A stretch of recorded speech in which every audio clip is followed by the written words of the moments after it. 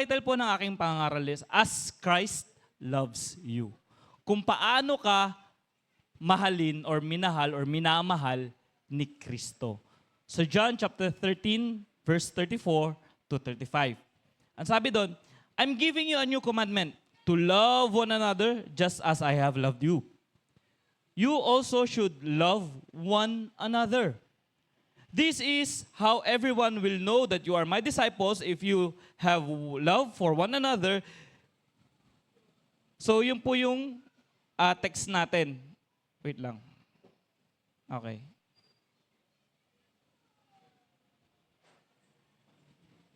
Okay na? Ay, tinagalog nyo. Okay.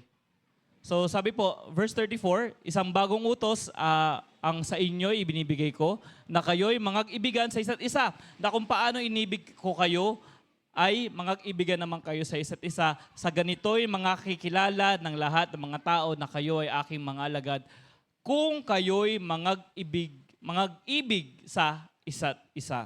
So dito po mga kapatid, makikita po natin na ito pong pagmamahal na sinasabi ng ating Panginoong Hesus, ito po ay hindi request. Ito po ay hindi pakiusap. Ito po ay ano? Ano po daw? Utos. So sabi po dito mga kapatid, tayo daw po yung mangag-ibigan sa isa't isa. Kaya tingnan mo yung kalapit mo, kaibig-ibig ba yan? Kaibig-ibig ba yan? Ba't may tumatawa? Hindi ba kaibig-ibig yan? Kaibig-ibig, di ba? Di ba? Tingnan mo yung katapat mo. Sa kabilang side, kaibig-ibig ba yung mga yan? Tingnan nyo ako, kaibig-ibig ba ako? Siyempre, kaibig-ibig ako sa asawa ko. Pero, makikita natin, dito po ay ito ay utos.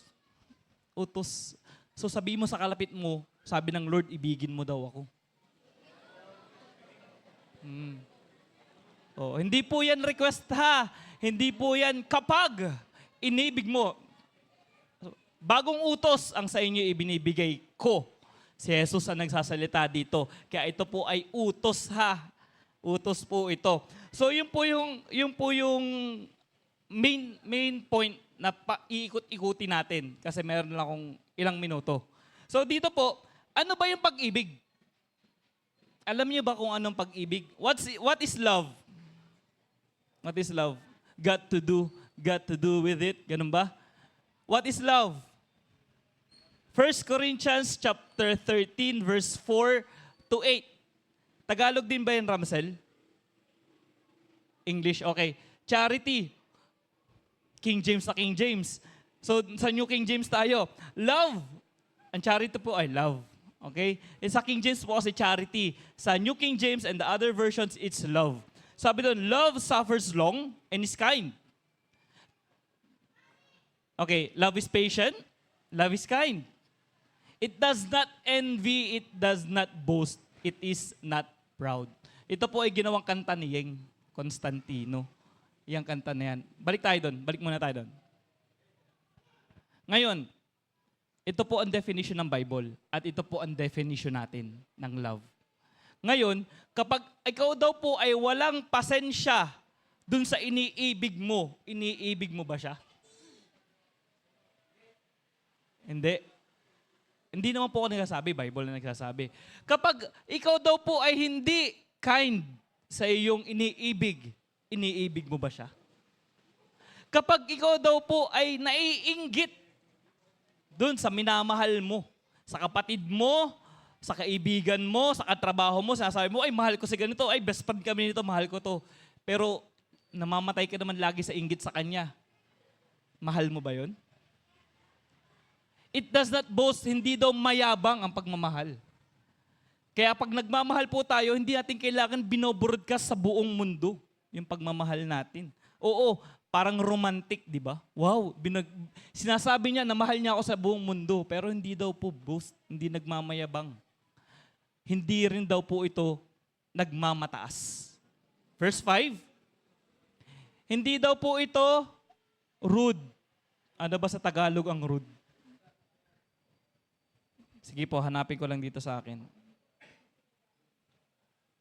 Verse 5. Tagalog na? Nasaan Tagalog? Okay, hindi nag-uugaling mahalay. Hindi, nag-uugaling mahalay. Hindi hinahanap ang kanyang sarili. So kung mahal mo ang isang tao, hindi ikaw, kala ko ba mahal mo ko? Bakit hindi mo ko nililibre? Mahal mo ko, di ba? Ba't wala akong chocolate? Wala akong flowers? So, iniisip ang kanyang sarili. Naghahanap sa asawa, sa magulang, sa kapatid, sa kaibigan, sa boyfriend or girlfriend. Naghahanap. Inuuna ang kanyang sarili kesa doon sa kanyang minamahal. Pagmamahal ba yun? Hindi nayayamot, hindi nagagalit, hindi inaalumana ang masama. Hindi daw po niya tinotolerate ang kasamaan. Sasabihin mo, mahal mo yung anak mo, pero spoiled brat. Mahal ba yon? Ay, kasi nakaranas ako na paluin ako ng aking magulang. Ayaw kong gawin sa anak ko yun. Okay, sige. Dahil po sa thinking na yan, dahil sa thinking namin, namang generation namin, ang dami ngayong pasaway na bata. Daming pasaway na bata ngayon. Bakit? Kasi ayaw paluin. Lahat ng gusto ibinibigay. Ano nangyari? Kailangan, kapag may gusto ako, isang pitik, binibigay ng magulang ko. Kapag hindi, magtatantrums ako. Ganun. Kaya ngayon, sabi ko, oo nga, kailangan din pala ng tough love. Tama? Sa mga magulang. Sa mga old school na magulang, kami po ay pinalaki sa palo. Kami ay lagi ako may palo sa tatay ko. Although yung nanay ko, pag minsan ini-spoil ako, yung tatay ko naman, yun naman ang nagkikip sa akin sa ground. Okay, puro ka oo ng oo nanay mo ha. O sige, may palo ka sa akin ngayon. Edi po, palo. Hanggang sa natutunan ko na yung mga tinuro sa akin ng magulang ko na kapag may gusto ka, pag-ipunan mo. Kaya pag may conference po kami noon, as much as possible, lagi ako nag-iipon. Hindi ako umaasa sa libre ng church or sa sponsor ng church. Lagi ako nag-iipon ng pera ko para meron akong pang-conference. Kasi sabihin ng nanay ko sa akin ay, gusto mo pong sumama ng conference, di ba? Mag-ipon ka ng sarili mong pocket money. Kaya, okay. So ngayon, ako po, hindi po umaasa na lagi akong malilibre. Ako ay natuto, pati sa pera, pagdating sa pag-handle ko ng pera, tinuruan ako ng nanay ko, tinuruan ako ng tatay ko na kapag ikaw ay meron kang may ipon, ipunin mo. Para pag dumating yung time na kailangan mo siyang gastusin, may magagastos ka. So kaya nga po namin ginawa din ni Mami Ning yung fund, yung V-Fund, yung Victory Fund. Kami po ni Mami Ning ang gumawa ng Victory Fund at sabi ko po, ito po kasi para makatulong hindi lang po sa mga kabataan, kundi sa lahat ng church, sa buong church, na kapag gusto po lang pumunta ng conference or may silang gusto samahan, ipunin nila doon sa Victory Fund. Tapos kapag kailangan lang tanggalin or i-withdraw na, edi i-withdraw nila. Natututo din silang mag-ipon. Diretso. Verse 6. Rejoices not in iniquity, hindi nagagalak sa kalikuan. Kapag alam mo na mali yung ginagawa at tinotolerate, pinapabayaan mo lang, hindi po pagmamahal yun, mga kapatid. Pag-i-spoil yun. Kung hindi nakikigalak sa katotohanan. At kapag may sinabi naman na totoo, yung mahal mo, kahit masakit, tanggapin mo. Salamat at sinabi mo sa akin ang totoo. Kaya po ba natin yun? Mahirap yun. Mahirap yun. Pero kapag ginawa natin yun, mapapakita natin na mahal natin. At verse 7, nasabi doon, lahat ay binabata. Lahat daw po ay ini-endure. Lahat ay pinaniniwalaan. Lahat daw po ay binibilieve niya. Bears all things, believes all things, hope things, endure all things. Kaya kung mahal mo, humingi ng kapatawaran sa'yo, patatawarin mo. Tama po ba? Tama po ba? Yan daw po ang definition ng pagmamahal na galing sa Bible. Ay, pastor, para huwag paulit-ulit. Paulit-ulit na nagkakamali. Tapos ay hihingi na kapatawaran, tapos magkakamali uli. Same mistake, hingi lang ng hingi na sorry. Now, kapatid, kapag one time is an accident, it's okay. Second time, third time, it is a pattern. it is a habit that needs to be broken. So yung mga ganun, pag nagkamali, okay, sige, patawarin mo ngayon. Kapag siya ay umulit ng umulit, sinasadya na niya yun. At kapag sinasadya na niya, mali yung ginagawa niya. Mahal mo siya. Ayaw mong paulit-ulit yung ginagawa niya. Huwag mong itotolerate. Sabihin mo, kamali ka nung una, pinatawad kita. Nagkamali ka na naman ngayon. Anong gagawin mo? Patatawarin lang uli kita na walang repercussions, walang kailangang gawin? Dapat meron na para maitama yung pagkakamali. Amen?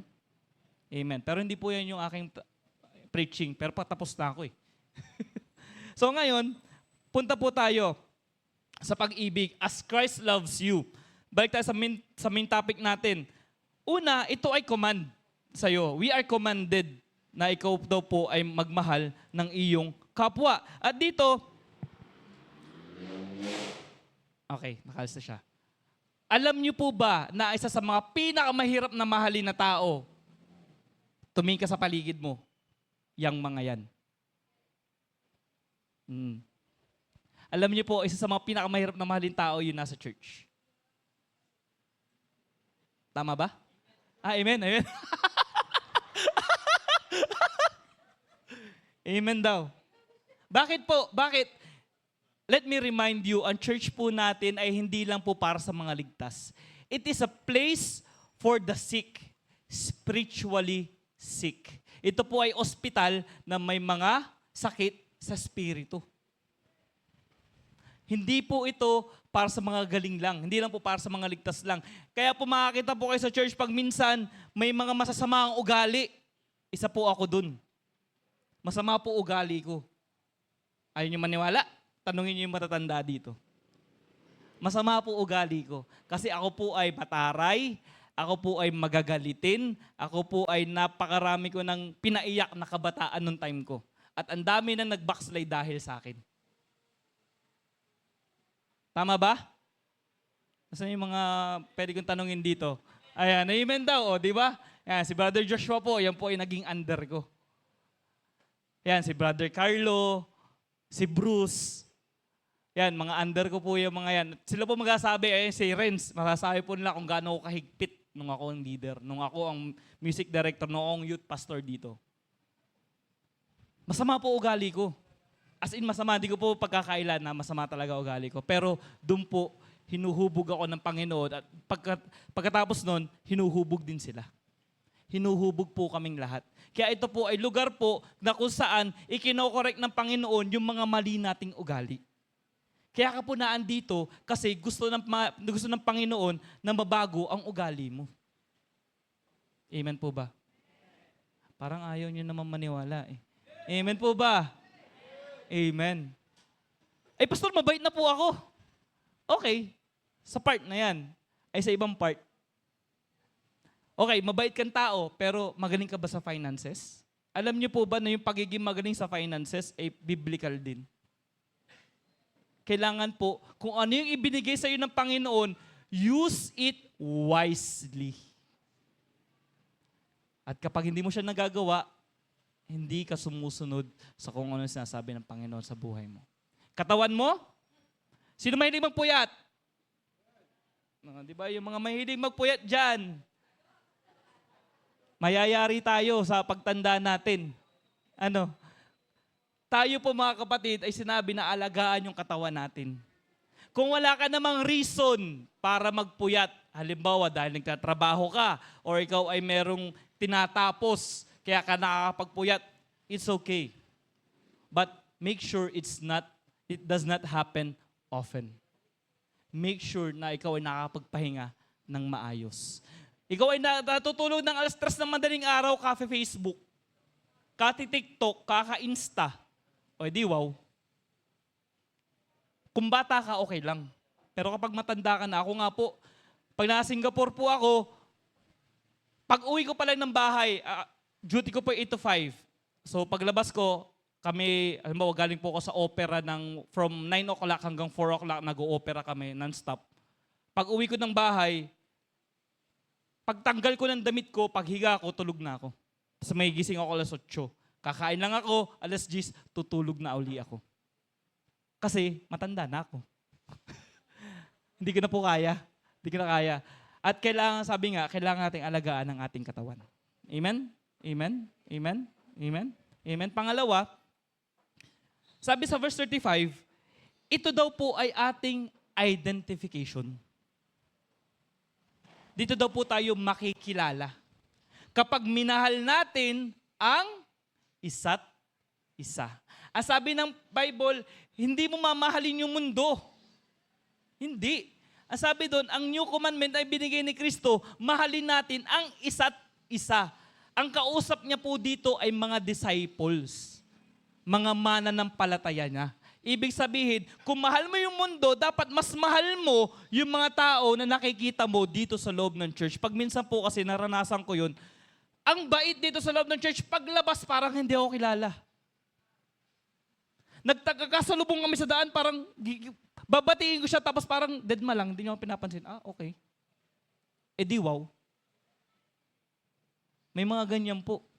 Pag minsan nakita mo na, umiiwas pa sa'yo.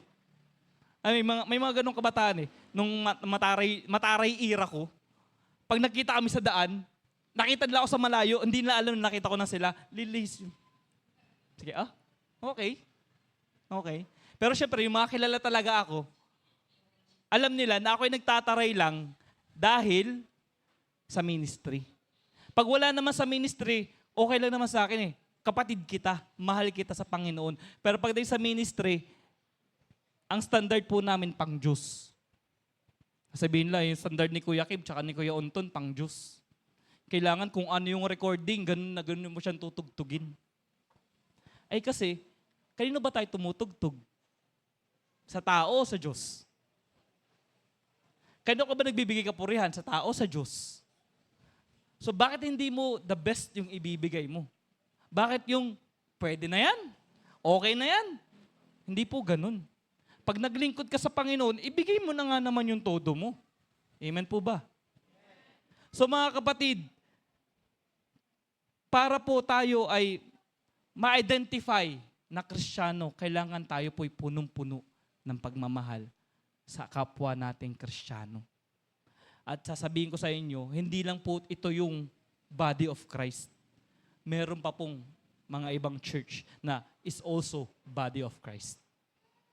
Pag minsan, sabi ko nga sa inyo, hindi po lahat ng church pare-pareho. Napuntahan ko na po ang maraming church. Sabihin ko po sa inyo, ang church natin ay isa sa mga disiplinadong church. Disiplinado po mga members dito. Sorry, hindi pala mga members, mga believers dito. Disiplinado. Pumunta kayo sa ibang church, ay sasabihin ko sa inyo, kawawa ang pastor. Yung church na puntahan ko po, na napuntahan ko sa Singapore, nababait po. Kasi po yung pastor namin doon, ang bait, sobrang bait. Tapos nasa isip ko nga, lagi ko sasabi pag nagpipreach ako dito, kapag ako nagtaray, nakakahiya. Kasi ang bait ng pastor. Kaya as much as possible, hindi ako nagtataray. Pero lumalabas kasi yung standard na kailangan the best yung binibigay sa Panginoon. Kaya pag may sa kinakausap ko, mali po yung pagkanta mo, ganito po ang gawin mo. Sa drummer ay, ganito ang palo mo. Sa guitarist tayo, ganito gitara mo. Sa keyboardista, hindi ko na kailangan turuan sapagkat mas magaling pa sa akin yung keyboardista dun. Lagi po sinasabi sa kanila, alam niyo po, mapalad po kayo kasi ang pastor niyo po dito napakabait. Pero pag minsan, sasabi ko rin sa kanila, pag minsan makikita niyo po, lalabas po yung taray ko kasi kailangan ko po kayong in-check. Kailangan ko pong lagi kayong i-check na tayo hindi naman nagiging pasaway. Alam niyo po, kapag masyadong mabait ang magulang, ang anak ay nagiging pasaway. Kapag masyado naman mahigpit ang magulang, ang anak ay nagiging rebelde. Nagiging rebelde. Kailangan nasa gitna tayo. So yung pagmamahal na sasabi ng Panginoon, yung identification na yun, nasa gitna. Hindi tayo ganun kataray, pero hindi tayo ganun kabait. Agree po ba kayo mga magulang? Kapag pwedeng ibigay, ibibigay. Pero pag alam na magulang na ito ay kasasama ng magulang niya, ibibigay mo ba? Ibibigay mo ba? Siyempre hindi, di ba? Kasi alam mo kung ano yung mabuti para sa anak mo. So ganun din daw po yung pagmamahal na gusto ng Panginoon dito. As Christ love you, mahalin ninyo yung isa't isa. So kung alam mo na mali ang ginagawa ng kalapit mo, huwag mong itolerate. Mahalin mo siya, kausapin mo siya nang hindi katulad ng pakikipag-usap ko. Kasi kapag ako po nakipag-usap, siguradong maiiyak. So wag na ako, kayo na lang. Kayo na lang po makipag-usap at sabihin niyo po, kapatid, mali yung ginagawa mo. Nagsisi, pero inulit-uli. Anong gagawin? May rules tayo dyan. Nasa Bible din. Magsama ka pa ng isa, kausapin yung dalawa. Ayaw pa din pangatlo, inulit na naman. Pangatlong beses, iharap mo sa church. Ito pong kapatid dating ito ay paulit-ulit po nagkakasala. Siyempre, hindi lagi tayo abot dun. Ano yung pang-apat at pinang-ultimatum? Ano gagawin? Ibigay mo kay Satanas. Oo nga. Basahin nyo. Nakalagay doon. Hayaan mo siya. Ibigay mo kay Satanas nang siya ay matuwid doon at nang siya ay bumalik ng tama. Biblical yun. Kausapin mo, magsama ka ng witness, iharap mo sa church, pabayaan mo na, ibigay mo na kay Satanas. Kasi si Pastor Norman ganun po. Kakausapin ka niya, magwi-witness siya, kakausapin na yung mga leaders, kapag ayaw pa din, sasabihin na sa'yo, kapatid, baka gusto mo maghanap ng church na kaya mong pasakop. Ganun po kami nung time namin. Ewan ko lang kung ganun pa rin ngayon. So, 5 minuto na lang ako. So, 5 minutes, pangatlo at kahuli-hulihan. Ano yun? Sabi dito mga kapatid, as Christ loved you, you become friends with Christ. Kapag ginagawa mo daw po, jump tayo sa John chapter 15. Dito na ako magtatapos sa John chapter 15. John chapter 15 verse 13 pababa. Dito po ang sinasabi, 14 lang pala, 14 pababa. Sabi po kasi doon, you are my friends if you do what I command you. Sabi ng Panginoon, kayo ay mga kaibigan ko kung inyong gagawin kung ano ang inuutos ko sa inyo. So ibig sabihin kapatid, kapag hindi mo daw po pala ginagawa yung sinasabi ng Panginoong Hesukristo, hindi po kayo friends. Sorry, hindi tayo friends. Hindi tayo ganun ka-close. Kayo'y aking mga kaibigan kung one of the most powerful words in the Bible, if. Kung gagawin mo, pagpapalain ka. Kung hindi mo gagawin, may parusa ka. Kung. If. If you will do the things that I have commanded you. Kung gagawin mo daw. So, kung hindi mo ginagawa yung mga bagay na inuutos sa'yo ng Panginoong Hesus, yung mga bagay na nakasulat sa Bible, mag-isip-isip ka na. Baka hindi na kayo friends ng Lord. Baka hindi na kayo friends ni Christ. Pero dahil sinasabi ko sa inyo to, kayo pong lahat ay kaibigan ni Kristo, tayo pong lahat ay kaibigan ni Kristo, at pinapa-remind sa akin, pinapa-remind sa atin na tayo ay sumunod sa inuutos ni Kristo. Na ano nga yun? Ano yung topic natin? Love one another. As Christ loved you, love one another. Mahalin mo po yung kalapit mo, mahalin mo yung mahalin natin ang isa't isa upang tayo po mga kapatid ay manatili sa presensya ng Panginoon. Ito pa lang po yun. Ito pa lang. Hindi pa yung labas. Ito pa lang. Ano? Bakit? Bakit sasabi ng Panginoon na mahalin natin ang isa't isa? Kasi sabi sa John chapter 15. Nasaan na ako? John chapter 15. 15 verse 19. Ang sabi doon, nilagay mo ba Joshua dyan? 15:19. Kung kayo'y taga-sanlibutan, ay iibigin ng sanlibutan ng kanyang sarili. Ngunit sapagkat kayo'y hindi taga-sanlibutan, kundi kayo hinirang ko sa sanlibutan, kaya napopuot sa inyo ang sanlibutan. The world hates you. Hindi ka po mahal ng sanlibutan. Kaya kung hindi ka na nga mahal na sanlibutan at hindi ka pa rin mahal sa loob ng church, ay ano na? Kaya ang utos ng Panginoon, mahalin niyo ang isa't isa sapagkat kayo ay kapupuotan ng mundo. Kaya mahalin ninyo ang isa't isa para meron kayong support group. Para meron kayong pamilya na kasama ninyo na lalaban sa mundong ito. Hindi po physical yung laban na, spiritual yung laban natin. Amen? Habang nakayuko po ang lahat.